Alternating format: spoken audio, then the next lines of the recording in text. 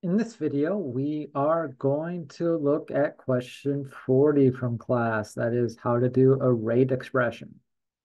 So the question states, if rate is 0.005 molar per second, what is the change in H2S over time? What is the change in O2 over time? What is the change in H2O over time? What's the change in S8 over time?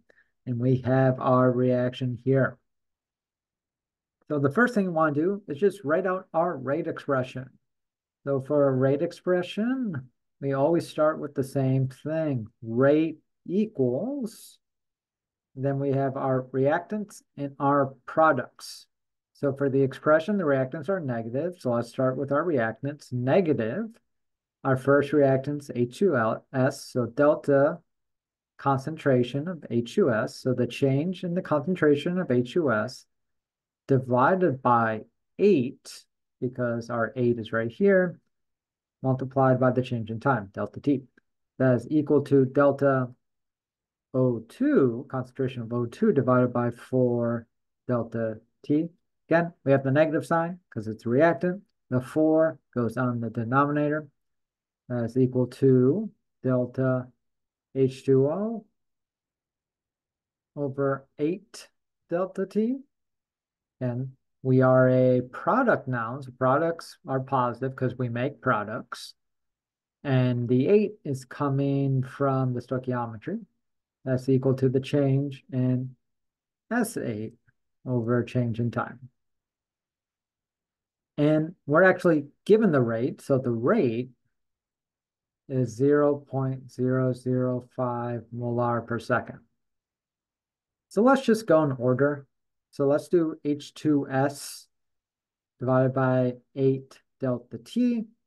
So I just want the delta H2S delta T. So what I do is I take my rate and I multiply it by -8. So I'm multiplying -8 each side of my equation. So delta H2S delta T, I believe that's negative 0.04. But let me just double check before I write that down. 0.005 times 8. Yep, negative 0.04. And that's molarity per second.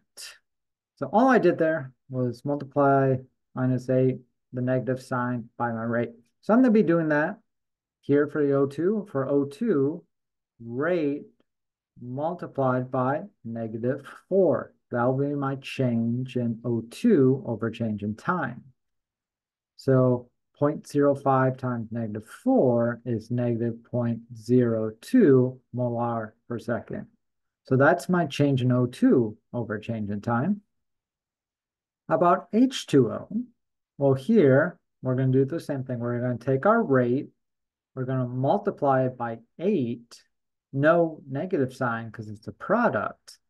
And so my change in the concentration over my change in concentration of H2O over change of time then is positive 4 molar per second. Because remember, this delta parentheses H2O is saying how much I'm making or destroying. So for every second this reaction is running, I'm making 0.04 molar H2O. The last one, S8, well, that's just equal to my rate. There's no negative sign. There's no number in the denominator. So that's 0.005 molar per second.